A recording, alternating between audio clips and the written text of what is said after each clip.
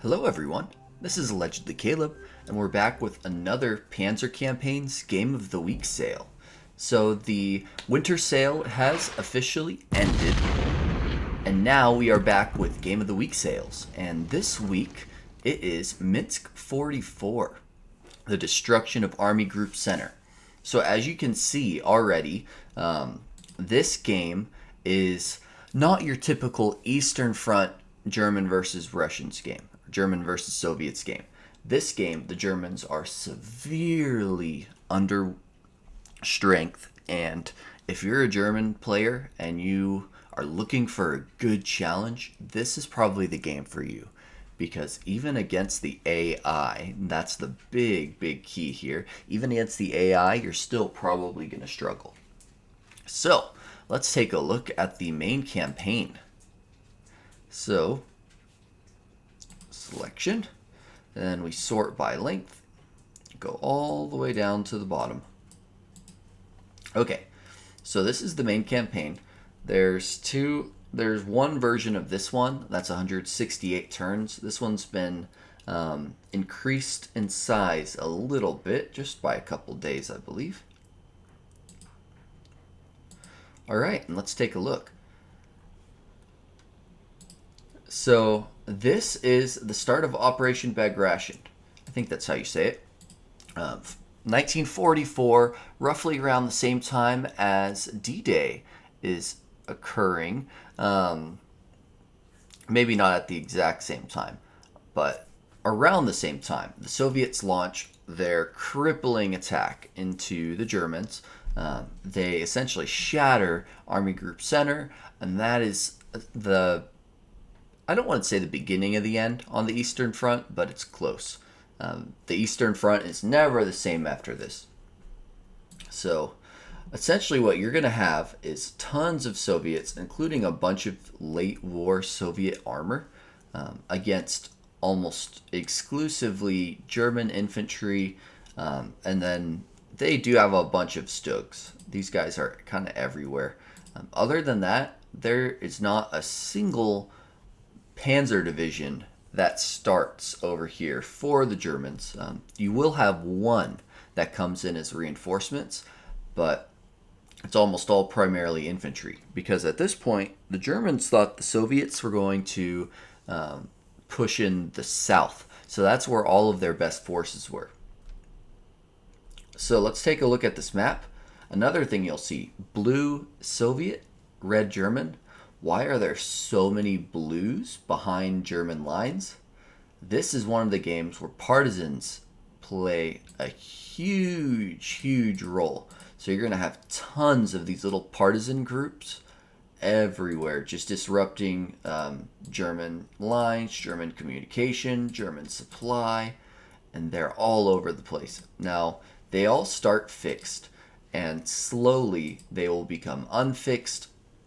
That can happen either by your units running into them, that will unlock them, or by the game.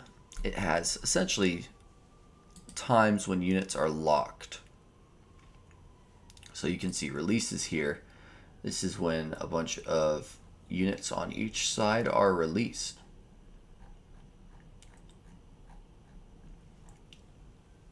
So you can see it actually takes a while for a lot of these guys to get released. Probably after the Soviets have broken through already. But let's take a look at the difference between the German and Soviet units. So in this game, other Eastern Front games, German units are all typically A or B. That is their morale level. That essentially shows how high quality they are. In this game, and in other games, the Soviets are usually morale level C or D. So you still have the morale level D units for the Soviets, but you have way more morale level C and even morale level B units for the Soviets. But the main thing is Germans have almost equal or just slightly better. So there's not that huge quality advantage that the Germans have anymore. you still have a lot of good units. Like, for example, these guys. This is a recon company. Their morale level B. Recon units typically had a lot of fighting experience. So you got more morale level B units. So that's typically the morale level difference. Let's take a look at the typical soft attack values. So Germans 7-1, and then 5-1 hard attack. That's not too great. Even 10 assault. Let's take a look at a Soviet. 6-1, 4-0, 10 assault. So they're almost equal. They are almost equal. That's really bad for the Germans. These recon units have better assault value, but same soft. So at this point in the war, the German units are starting to really decrease in quality. Whereas the Soviets, I mean, their structure was increasing in quality. They were really figuring out what worked best for them. But their units, they were still taking large amount of casualties. But anyway, let's take a look at the tanks. So Soviets have a lot of good tanks in this period. They've got the T-34-76s. They've got, let's see if we can find some more. Yeah, more of those T-34-76s. They've got KV-1Cs. They've got T-34-85s. I saw some of those. I don't know if I'd be able to find any right now. You got tons of these Katyushka rockets. The main armor you're going to see for the Germans are these guys. Some Stug 3s. Which they're good. They're good tanks, but there are not nearly enough of them. It reminds me a little bit of how the French spread their tanks out as like supporting units for their infantry instead of concentrating them. It reminds me a lot of that. Anyway, you got these light blue units, or dark blue I should say, as opposed to the regular Wehrmacht light blue. These are Luftwaffe field divisions, which are not particularly great units. And you can see their morale level is good, but their soft attack is awful. 4-1. That's terrible. Look at that. The Soviets, for once, have better units than the Germans. So, you're not going to see many SS units. We saw one earlier when we were looking at these units facing the partisans. Here they are. This is what SS units look like. Although these ones are awful. These are awful SS units. Morale level D, morale level E. Because contrary to popular belief, SS were not always elite level units. These guys were essentially glorified policemen. The Plesy Brigade. So they were mainly in charge of fighting partisans, which they do have roughly about the same morale level as them. So when we take a look at the line, you'll see the Germans are going to have a very tough time. You've even got some IS-2 tanks, which look at these stats. 59 hard attack, 32 soft attack, 3 hexes that they can fire across. Those are very, very good tanks. You got some OT-34s. Those are flame tanks. Yeah, the Germans are in for a tricky one this time. Let's see if we can see any other interesting tanks. Excuse me. Oh, here's a bunch. T-34-85s. There they are. There's a ton of them with this tank brigade. Got some Su-85s. There are a bunch of Su-76Ms still. Got a bunch more tanks back here. Here's one we haven't seen. Oh yeah, here they are, Su-76Ms. We have seen those. We just saw those. More T-34-85s. They're keeping those back for later. After the breakthrough, those will be essentially the elements that push through once the German line is broken. But there's some ISU-122s. Those are very good. So that is all I'm going to show you for the types of units you're going to run into. The Germans do have good defensive lines because this map is so... the terrain is very broken. There's a lot of, and by that I mean there's a lot of woods, there's a lot of rivers, lots of strong points, and that's the way that the Germans set this up. They have their front line, and then they've got a bunch of these strong points that they can fall back to. So you can see some other little interesting units, Martyr 3s, got some self-propelled artillery, the Wesps. Oh, even got some tanks. Panzer 4s. Interesting. 6 of them. Yeah, I don't think those are going to help much against all of those T-34-85s. Yeah, those are not going to do anything.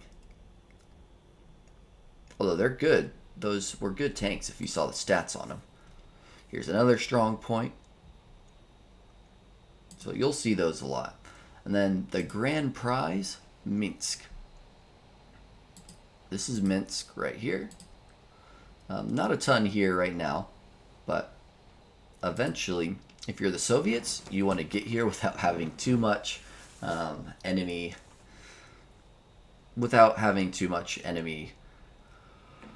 presence. You're hoping that your armored forces can get here really before the Germans can put up much of a fight. Also, another thing I'm noticing, the partisans have screwed up tons of these rail lines. So there's not really any way to fix that in this game either. So as the Germans, you're going to have a hard time moving your units around. See that? If you're going to move by rail, you're going to have to move them a bunch. And once they hit that broken rail, exit the rail and then hop back on as soon as you know it's safe. But then you get to these other places and the rail is broken again. So you're going to have a hard time reaching the front. Anyway, we'll take a look at the victory points. There is a high margin for the Soviets that they have to reach because the scenario seems so unbalanced in favor of them. There's a lot. They're going to have to get 19,000 points just for a minor victory. So in that way, they try to balance it a little bit. Now let's take a look at some of the other versions of the main scenario.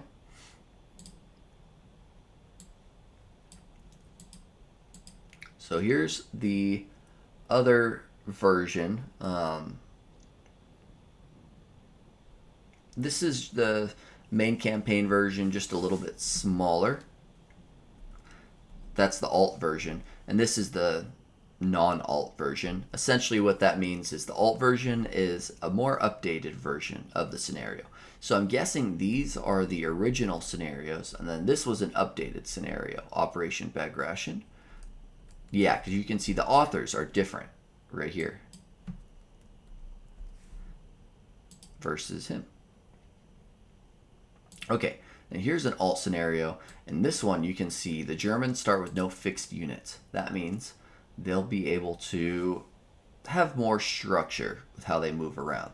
So instead of being forced to stand and fight in certain areas, they're going to be allowed to retreat, reinforce other sectors, that sort of thing. And that will severely help the German side. Maybe not enough to win the campaign, but it will be enough to help. And then they do have a special one for head-to-head.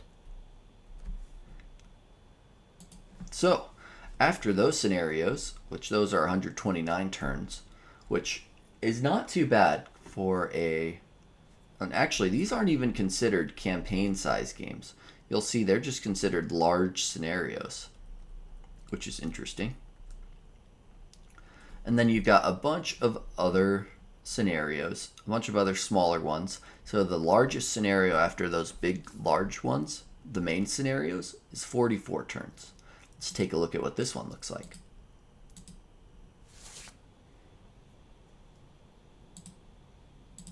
Okay, so you still have a pretty large map, and this one seems to be how far can the Soviets get? They've still got a bunch of troops. I imagine in this one, since it starts a little bit after the start date, yeah, most of the units are not going to be full units. They're going to be depleted. So this one, the Soviets are trying to break through and see how far they can make it. You can see some minefields set up over here. Pretty much you want to push along the freeway, because first you're going to get bad supplies off of the freeway with all the woods and everything. Second, you're not going to be able to, with an infantry unit, I think you can travel 2, maybe 3 wood hexes per turn if the ground is hard. If the ground is soft, that's even less. Ooh, here's some tigers. So the Germans do get some, actually. This is 5th Panzer Division. Interesting. I don't remember seeing these guys. Maybe they did show up and I just didn't see them. But, okay, so there are some reinforcements that'll show up to help try to put the fires out. Got some Hummels as well. Good to know. Because I thought it was the 4th Panzer Division that showed up. Maybe either I was wrong and it's the 5th, or both of them do. Got some recon over here, making sure that the Soviets don't push this direction. Although I hate when they start next to these hexes like this, because that is a recipe for an enemy unit to just plop itself right here and suddenly you're isolated. And these guys can't go across that bridge because it's a medium bridge. And AFVs like this can only go across heavy bridges. So if you ever see any units that start the scenario like this, I would advise you move them either across the river or away so that they don't get isolated if a unit goes right here or right here, because it'd trap them against the river. Just quick, that's a quick tip. So anyway, this is an interesting scenario. Let's take a look at some of the others. This is going to be a little bit of a shorter video today, probably only about 20 minutes.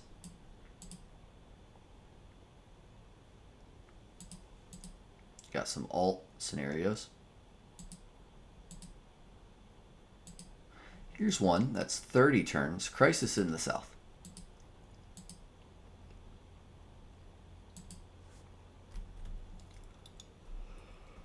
Soviets essentially breaking through a thin line of Germans, seeing how far they can make it.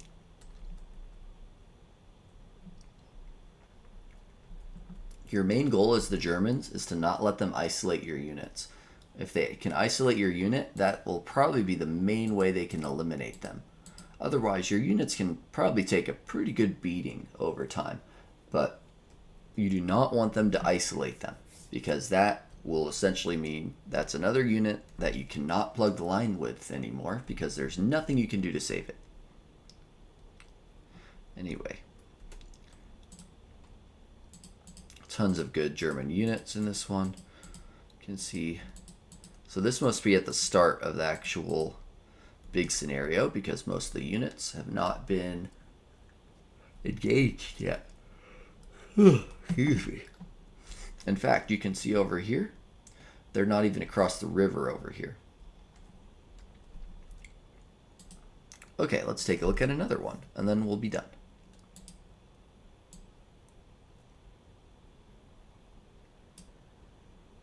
So this is the one we just looked at.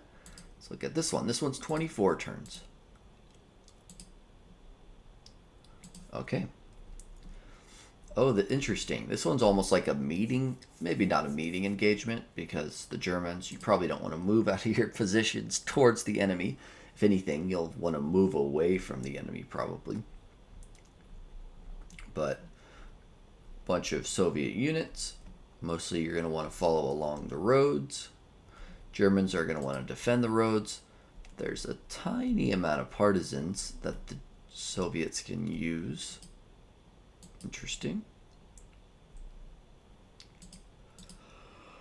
And then most of the Germans stay fixed. So this is probably a good scenario to play against the AI, where you're the Soviets and the AI are the Germans, because it seems like most of their units don't get activated until you contact them. So anyway, as you can see, there's a lot of different scenarios that you can play in this game. It's a really good one if you want a good challenge as the Germans, trying to do a, what would you call that? Like a defensive withdrawal against overpowering enemy forces. Because essentially, if you can keep the Army Group Center intact and keep a main line of resistance going against the Soviets, you will essentially have won. Even if you've taken tons of losses, you'll have won the scenario. Maybe not by points, but if you think about it in how that would affect the front lines, that would give the Germans enough time to get reinforcements over and save the situation before it goes completely bad. Kind of reminds me of Ukraine 44, where I forget who was in charge over there. Manstein, maybe? How he was able to pull back the German units over there and keep a good line of resistance going against those overwhelming Soviet odds. So, anyway, everyone, I think that's what makes this scenario stand out the most. I hope you enjoyed this video, and if you did, be sure to give it a like, and if you're new here, feel free to subscribe for more content like this. Anyway, everyone, thank you very much for watching, and I'll catch you in the next one.